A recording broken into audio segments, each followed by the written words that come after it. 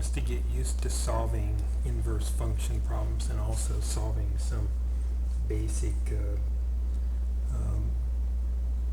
values along the unit circle.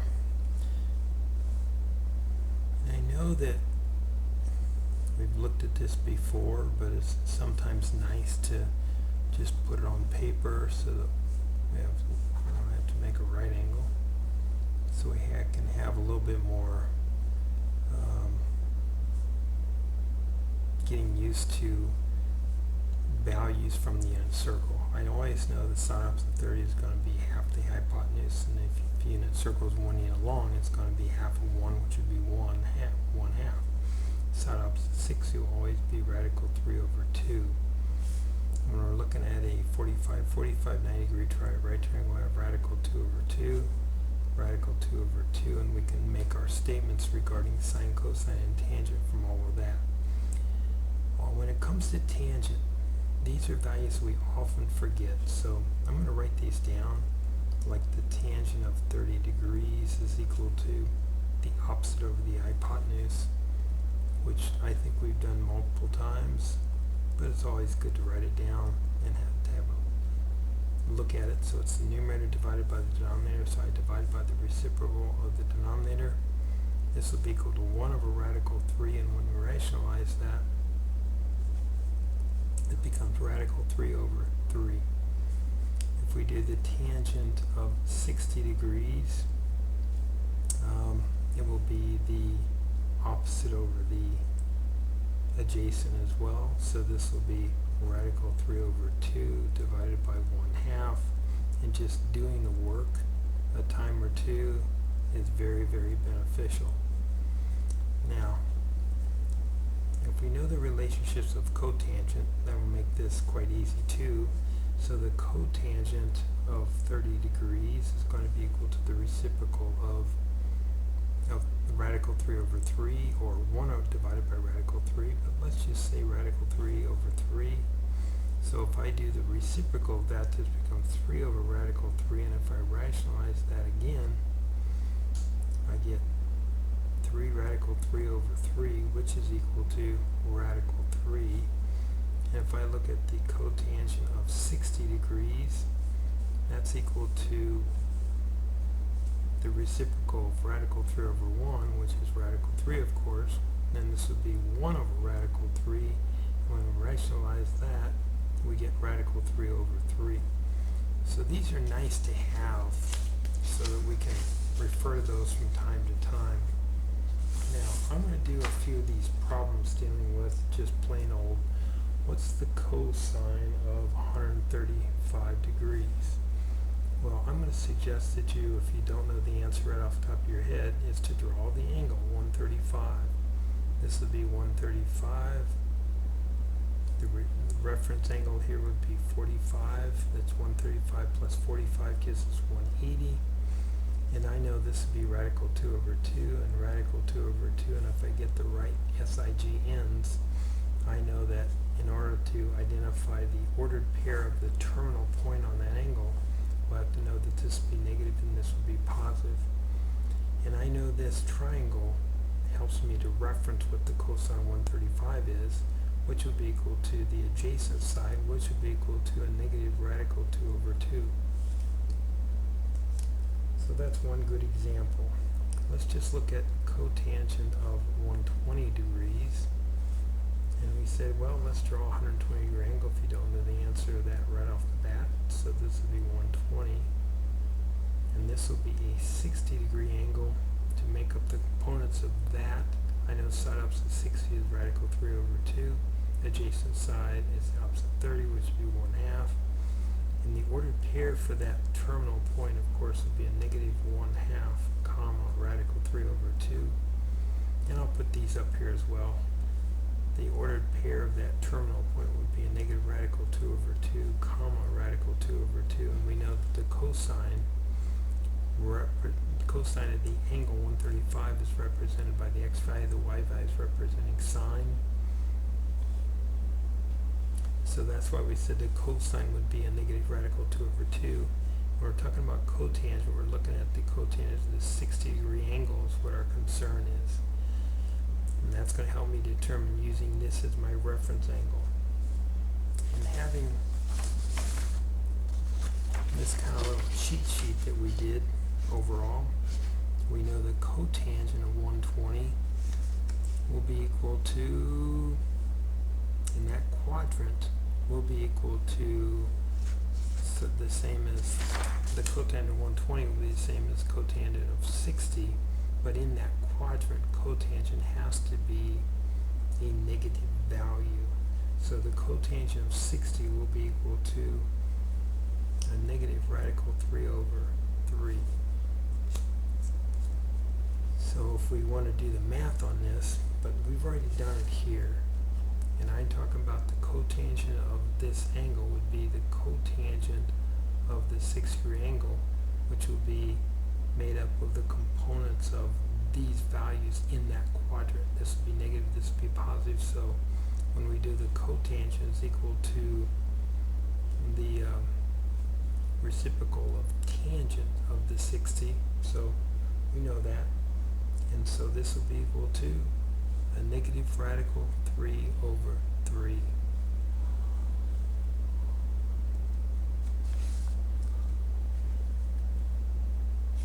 So let's look at another one of these example problems.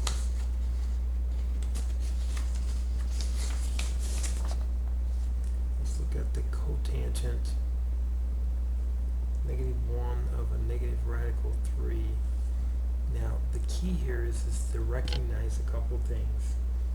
This is the arctangent, so I can say, or the inverse cotangent. So what I'd suggest that you do is recognize when we have this is exactly the same as arc cotangent of a negative radical 3. Both of those mean the exact same thing.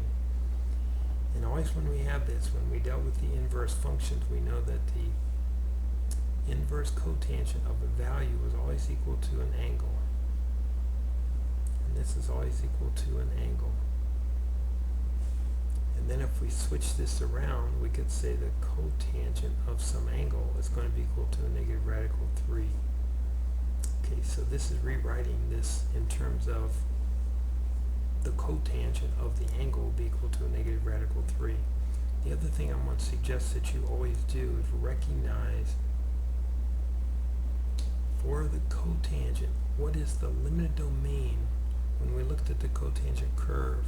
Just knowing these curves and being able to write these curves as quickly as possible is so very important. And this is the cotangent curve. This is the part that we chose. We limited the domain of this to fall between 0 and pi. That was my limited domain, so we can write the inverse of the cotangent function. We limited the domain of the cotangent function to be those values between 0 and pi. And so what we're looking at here is the cotangent of some angle is going to be negative. Well, the only values that are going to be negative for cotangent between 0 and pi are going to be those values between pi and pi over 2 and pi. Pi over 2 and pi. So we have to be in quadrant number 2. This is pi over 2 and this is pi. So the angle that we have has to be an angle that falls between 90 degrees and 180. And in this case, we were able to have these values determined for us. So since I've already done these, I'm going to use them. So this means I'm looking at the cotangent of some angle in this second quadrant. Now if it's going to be in the second quadrant, it has to be between 90 degrees and 180 degrees.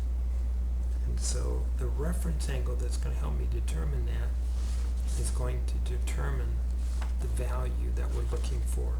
And in this case, the reference angle that's going to give me a cotangent of radical 3 that's going to be negative, this is going to be made up of a negative value and this will be negative of a positive value. So we can see right here the cotangent of 30 degrees is going to give me radical 3 as an answer. So I know this has to be a 30-degree angle right here, thus making this angle to be 150 degrees. And 150 degrees as a radian value. So 30 degrees I know as a radian is equal to pi over 6. If I know pi is 6 pi over 6, and I subtract 1 pi over 6, I'm going to get that 150-degree angle, which would be 5 pi over 6. So the angle to solve that problem will be 5 pi over 6. That's the answer to that problem right there. The angle that has to fall between 0 and pi in order to be negative. The only region of where cotangent would be negative is these values between pi over 2 and pi. That's why I chose this region. And that would be 5 pi over 6 would be the angle. Let's look at another one of these. Let's do sine negative 1 of a negative 1/2. And again, this is the same as arc sine of a negative 1/2 is equal to an angle. This is going to be equal to an angle. Then we can write this as sine of some angle is equal to a negative 1/2. And then we're going to think about the limited domain of the sine function that we chose. So when we drew the sine curve looked like this, and we made the statement that the inverse, we have to have a limited domain. So we limited the graph of the sine function to fall between a negative pi over 2 and pi. So I know my answer to this problem has to fall between a negative pi over 2 and pi over 2. That's the region of the graph that I'm allowed to use to answer this question. Now, we're looking at a pi over 2 and a negative pi over 2. This is my positive angles going counterclockwise. My negative angles go clockwise. So from here to here is 0 to pi over 2. From here to here is pi over 2. And from here to here is negative pi over 2. So we have to be down here to answer this question. Where will sine be a negative 1/2?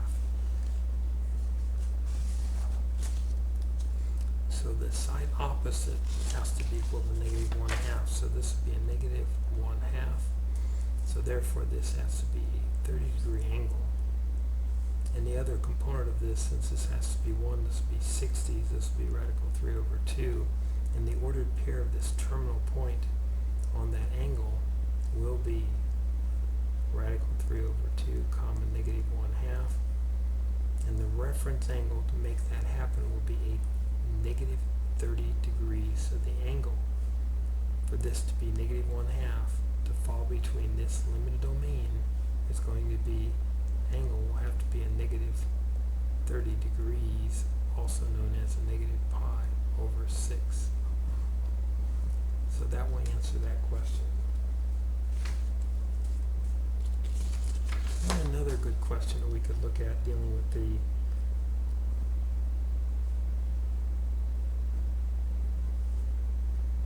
this is the inverse secant, and this would be arc secant of negative 2 is equal to an angle is equal to an angle is equal to an angle. When we're talking about the limited domain for secant, it's going to be the same as cosine. So I think about the cosine graph as to what values we chose with the limited domain. It would be from 0 to pi. So that's very important to know. So I have to answer my question between 0 and pi. And again, the negative values between 0 and pi, where cosine will be negative, will be in between pi over 2 and pi. Has to be. We have to be in this particular quadrant. So this would be my picture that I'm going to draw. Now the thing that's going to be important here is the fact that most of us probably can't think of a value where secant. So when we think of this, it says secant of some angle has to be equal to negative 2. That's the way we're looking at this arc secant. We're going back to my normal secant graph and rewriting it. If I know what the inverse is, I also know what this would be. Now most of us don't think about secant of some angle is equal to negative 2, but what we do know is that secant is the reciprocal function of cosine. So in this case, since it's a reciprocal function of cosine, if I do the reciprocal function of this be 1 over, we know the reciprocal function of cosine, so I know that the cosine of an angle is going to be represented by so the cosine of the angle has to be equal to a negative 1/2, which would be the reciprocal of this. So this is what I can relate to, is that negative 1/2, and we're going to look at an angle such that I'm going to get my negative 1/2 to be there. This would be my radical 3 over 2. And the reference angle that's going to allow that to occur is going to be a 60-degree angle, because this has to be the 30. So therefore, the reference angle would be 60. Therefore, this angle would be 180 minus 60 would be 120. And if I look at a 60 as pi over 3, I know that pi would be 3 pi over 3 minus 1 pi over 3 gives me 2 pi over 3 to be my 120-degree angle. So the angle that we're referring to here is going to be that 120-degree angle, which is identified as 2 pi over 3. So the radian and the degree value will have to be hold true here. So looking at this work again, I know that secant is equivalent to 1 over cosine. So 1 over cosine of the angle is equal to a negative 2 over 1, as well as secant of the angle is equal to a negative 2 over 1 as well. Now if I want to do the math here, if I take the reciprocate the left hand side, this will be cosine of the angle but equal to the reciprocal of this, and that's where I get the relationship of secant of the angle equal to a negative 2, where the cosine of the angle will also be equal to a negative 1/2. So that will answer this question. So the angle that answers this question, the arc secant, so the secant of some angle is going to be equal to a negative 2. And where is that going to occur within the limited domain? And that would occur at 120 degrees or 2 pi over 3 radians. Let's look at one more of these. What is the arc cosine of sine of 210 degrees? Okay, so always in all of these I need to do what's inside the parentheses first. So let's answer, what is the sine of 210 degrees? The sine of 210 degrees, if you don't know right off the top of your head, we're going to draw the angle. So we know what the angle is. This whole angle is going to be a 210 degree angle. And what is this little reference angle going to be? It's 30 more than 180, so this would be 30. So my picture to support this would be a negative 1/2. This would be radical 3 over 2, and that would be negative. I'm looking for that ordered pair of that terminal point on the angle of the 210 degree angle. So the ordered pair would be a negative radical 3 over 2, comma negative 1/2. That would be the ordered pair. So all we care about is what is the sine of that angle? That's represented by the y value, so this would be equal to a negative 1/2. So now we have the problem. Inside here we've actually solved this. This is arc cosine negative 1/2 is equal to an angle. That's important to recognize. This is also the same as cosine negative 1 of a negative 1/2 is equal to an angle. Again, with my limited domain for cosine, this is going to be written as cosine of an angle is equal to a negative 1/2. So those are okay, those are the same.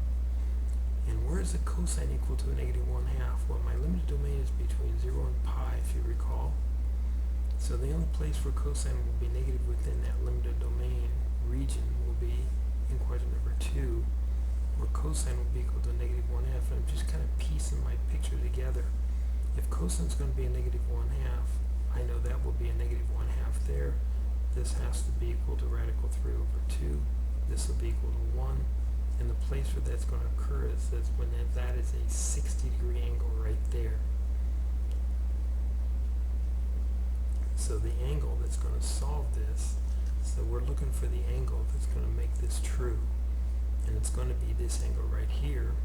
If this is 60, I know that's equal to pi over 3 180 is 3 pi over 3. Minus 1 minus pi over 3 gives me 2 pi over 3. And also with the same idea in mind, if this is 180 minus 60, that gives you 120 degrees.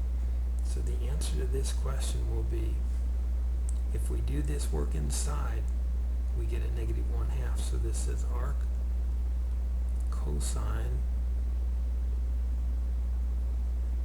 negative 1/2 is equal to an angle. And like we did here, the cosine of the angle has to be equal to negative 1/2 within that limited domain. So we can only answer this between the domain of 0 to pi, and the place where it's going to be negative is in this quadrant, which is bigger than pi over 2 and less than pi. And to rebuild this picture, the answer will be 120 degrees.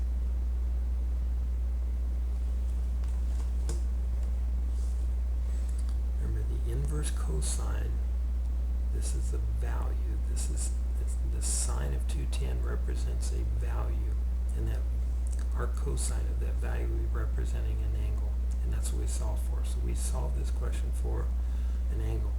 The answer was 120, which is also equal to 2 pi over 3.